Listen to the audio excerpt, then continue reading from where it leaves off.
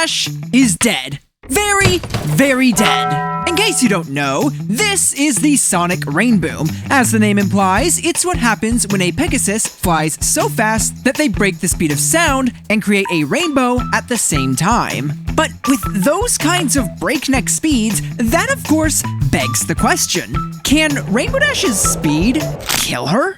Just how much force is actually being applied to her body when she flies? Well, folks, I've gone ahead and run the numbers, and I genuinely mean this when I say it. The sonic Rainboom may just be the single most horrifying thing ever seen in My Little Pony.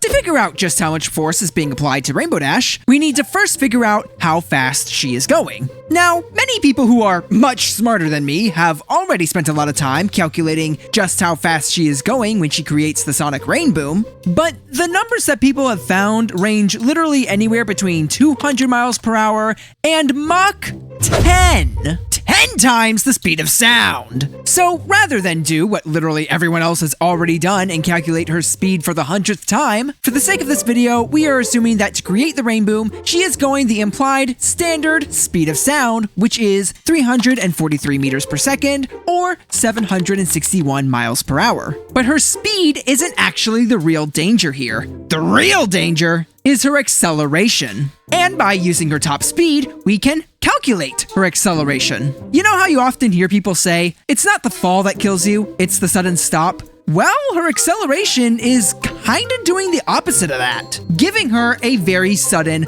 movement. The main difference here with acceleration is that she is constantly gaining speed. That constant increase in speed applies a steady pressure of force. Specifically, what we are going to be looking at are G-forces. 1 G is the equivalent of the force of gravity. So if she's experiencing 2 G-forces, that means she's experiencing 2 times the force of gravity, 5 is 5 times gravity, etc. You get the picture. And the thing is, G-forces are actually something that fighter pilots are trained to endure and even given specialized flight suits to help them withstand it. A flight suit that Rainbow Dash is noticeably lacking.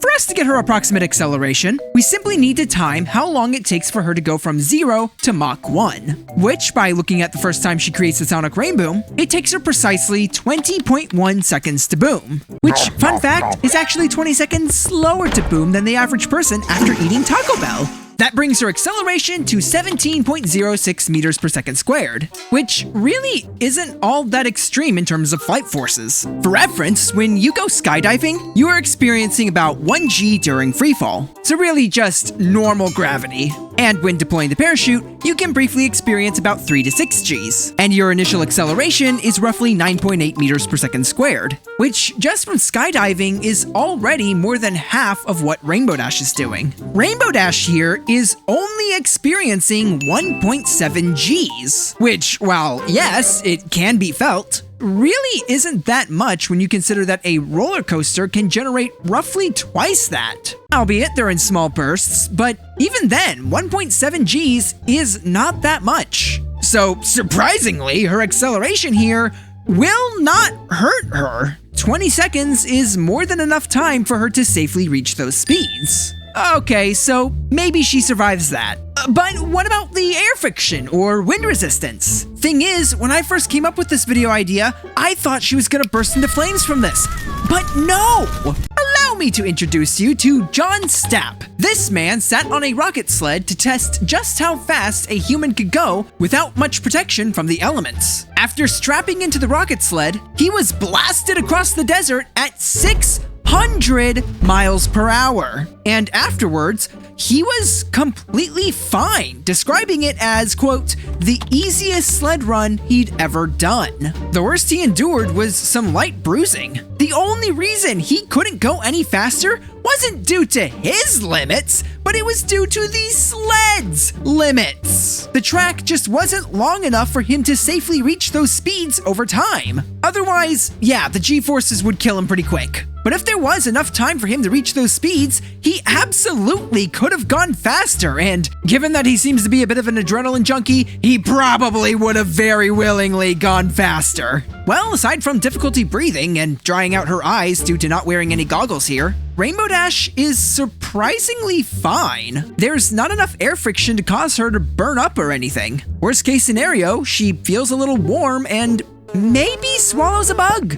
So that's it, right? Rainbow Dash is safe. Theory of the Sonic Rainboom being a horrifying action is, well, wasted.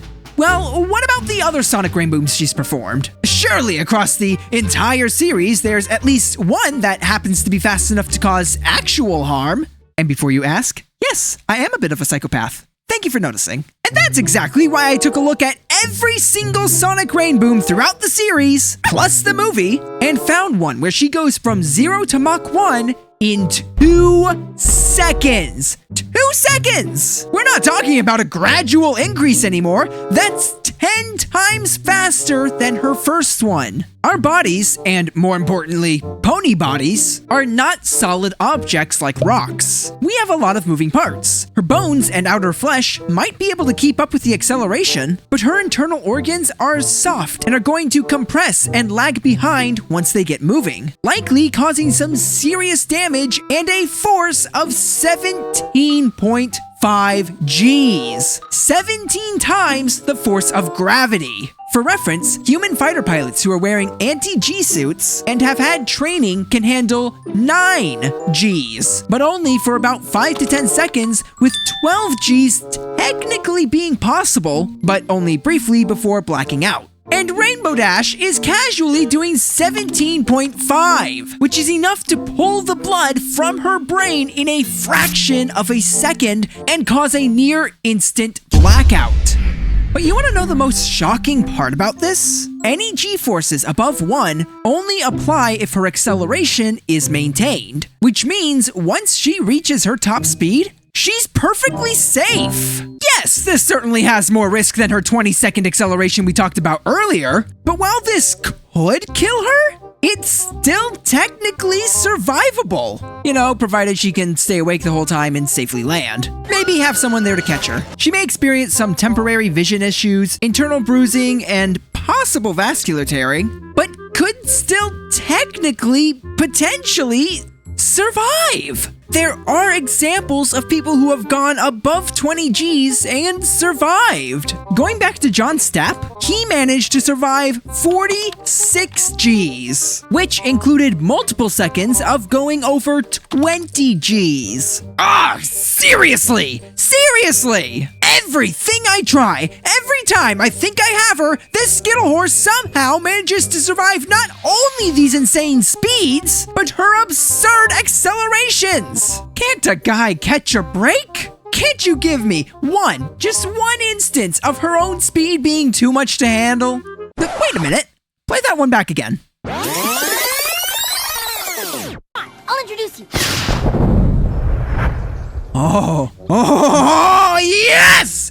Yes! I've made a mistake this whole time.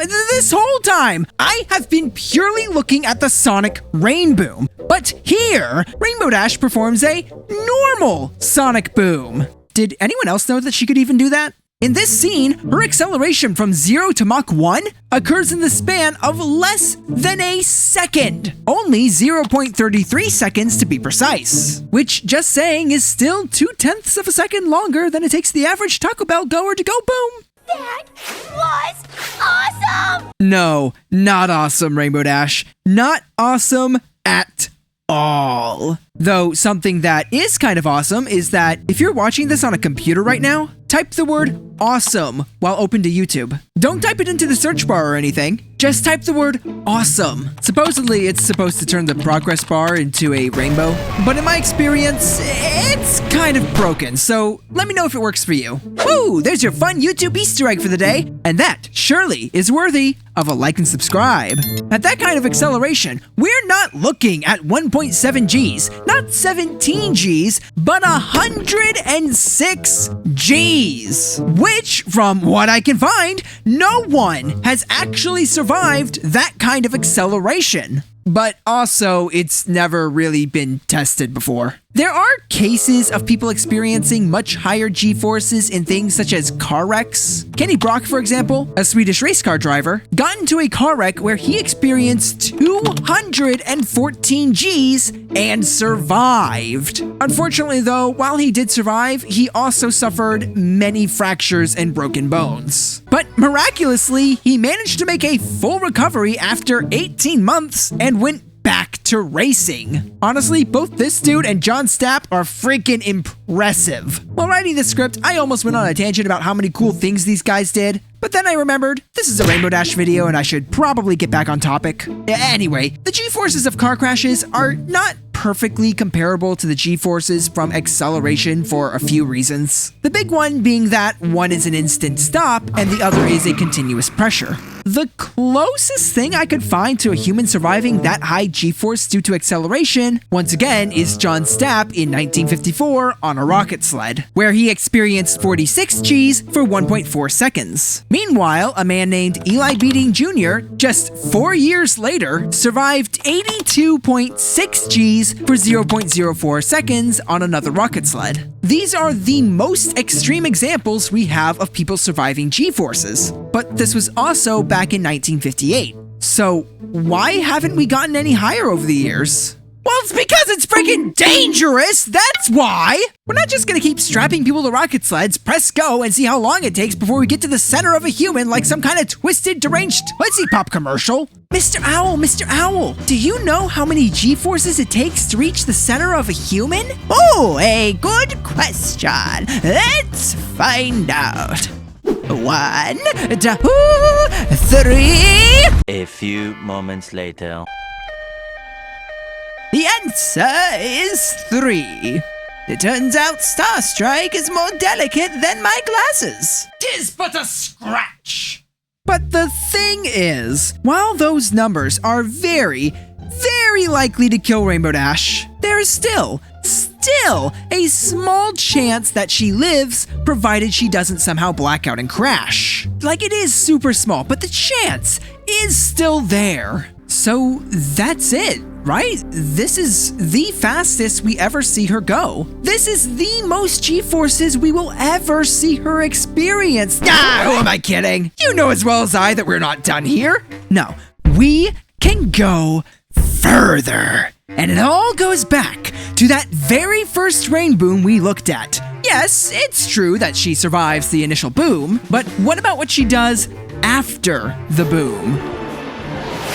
That right there! Initially, Rainbow Dash is going straight down and is fairly safe, only experiencing a G-force of about 1.7. But that hard and instant turn while carrying the weight of 4 other ponies? Oh, now that is a different story. In this instance, Rainbow Dash is essentially completely changing the direction of her velocity instantaneously. And that instant change in her velocity is going to take a serious toll on her body. But to figure out just how devastating a 90-degree turn like that would be, we need to figure out exactly how fast she is turning. Unfortunately though, her 90-degree turn is off in the distance and is covered up by grass. And without seeing her turn, there is no way to know exactly how hard she changes the direction of her velocity. But there is another scene we can look at to get an estimate. When Rainbow Dash is a filly, she performs her first ever sonic Rainboom, during which, right before hitting the ground, she makes a 65-degree turn, an even sharper turn than what she does as an adult. If we can calculate her turn speed here, we can get a rough estimate as to how fast she is turning as an adult.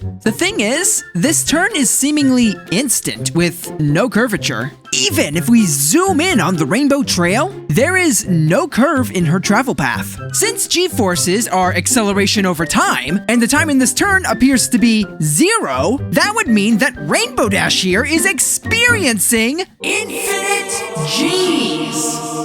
But of course, That's absurd. Infinite G's is not physically possible. What this means is that the curve in her trajectory is so small that it is impossible for us to see, which means that the only way for us to figure out how small that curve could potentially be is through one of my favorite tools, pixel measurements! Woo! Now, the thing is, for us to use pixel measurements, we need to first figure out how big one pixel is. And the way to do that is by using Rainbow Dash as a ruler. Now, Rainbow Dash is never given a canon height, but we can figure out her height by looking at Cheese Sandwich. In the episode Pinkie Pride, we see Cheese Sandwich standing next to a height chart. When he stands perfectly straight on all fours, he appears to be 4 feet tall. Now that we know how tall Cheese is, we can use him as a ruler to measure the height of Rainbow Dash. We just need a single frame in the show where these two are standing up straight right next to each other, with both of them in full view,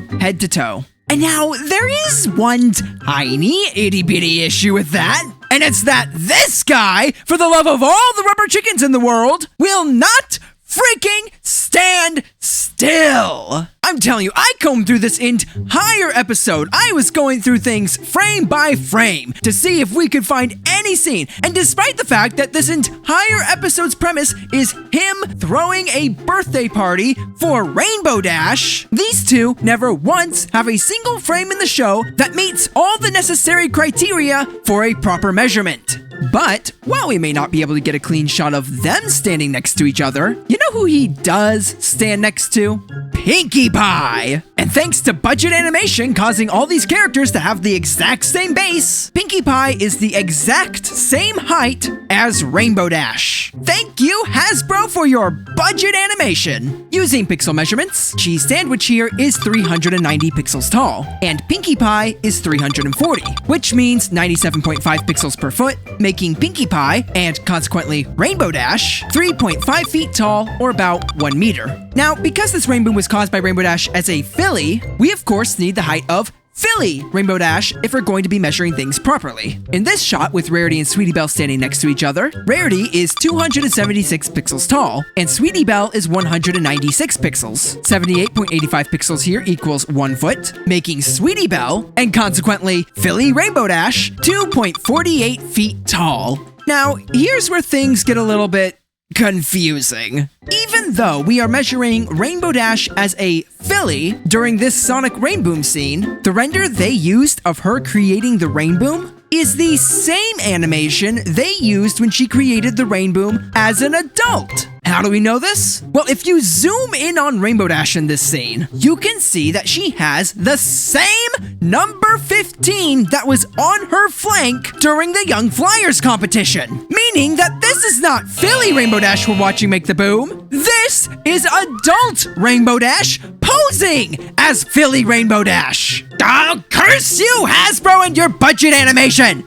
Okay, so what do we do here? Do we measure it as adult Rainbow Dash, or do we measure it as Philly Rainbow Dash? Well, since in world, this is clearly supposed to be Philly Rainbow Dash, that is what I am going to be measuring her as. Now, since her body is stretched in this scene, before doing any pixel measurements, I overlaid an image of Philly Rainbow Dash over top of this one to get her exact height, since her head isn't really all that stretched and can be used as a reference, and her height came out to 61 pixels, meaning that there are 24.59 pixels in a foot. So 1 pixel in the Philly Rainboom scene equals 0.04 feet, or 1.2 centimeters, also known as half an inch. Now, with no visible curve, that means that the radius is at most 0.99 pixels, which for the sake of calculation, we'll just say is 1 pixel, meaning that the absolute largest that this curve is that she makes is half an inch. Using the formula for centripetal acceleration, we find that in this split second, she is experiencing,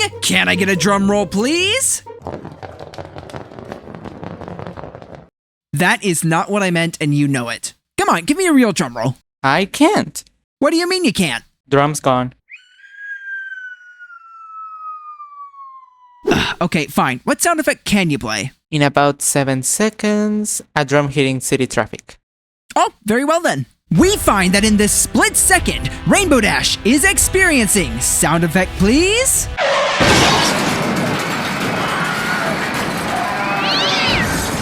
985 25,000 Gs. And again, that is the minimum number of Gs she could be experiencing. If the curve is actually half a pixel, that would be 2 million Gs. If it's 0.1 pixels, she is experiencing 10 million Gs. Even with the most conservative estimates, Rainbow Dash easily hits the millions of Gs. That is a huge leap from our original 1.7 Gs we calculated before. And for all we know, she could be experiencing 100 times that. There is no way to know for sure because the curve is so small that it's literally invisible. This is no longer a damaged organ or a small blackout. Rainbow Dash is dead. D-E-D dead. Her organs are now paste. Every single blood vessel in her body ruptures immediately. Her brain is now pulverized inside of her skull in the first millisecond. Her bones are snapped and shattered, and her whole body explodes into a million pieces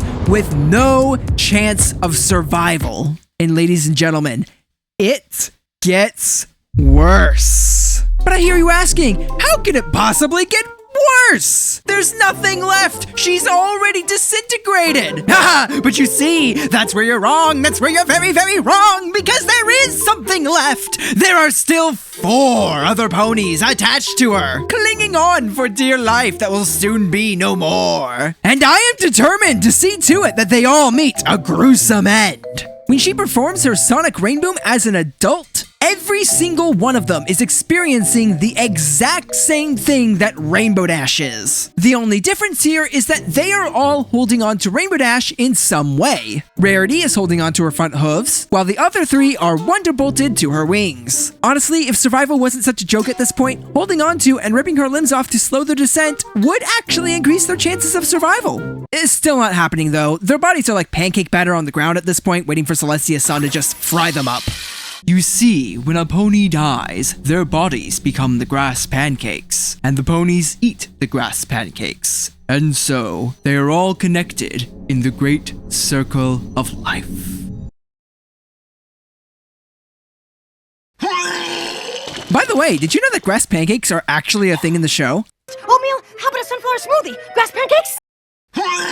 And the thing is, this is all happening at a very low altitude. Imagine what would happen if she did this at a higher altitude and then exploded into a million pieces and rained down a barrage of rainbow flesh and bone bullets. Oh, he's gone. You know what? That's fair. Things were getting a little graphic there. But all of this was just how deadly the Rainboom is. It doesn't even touch the reality warping abilities of Pinkie Pie or the planetary-wide levels of destruction that Twilight can produce. And if you're interested in knowing more about that, I have created a video going over exactly how deadly each of the main characters in My Little Pony are. And a huge thank you to my channel members for supporting me and helping me to keep bringing you absurd videos like this that take way too many hours to put together. Please like the video. This one was really hard.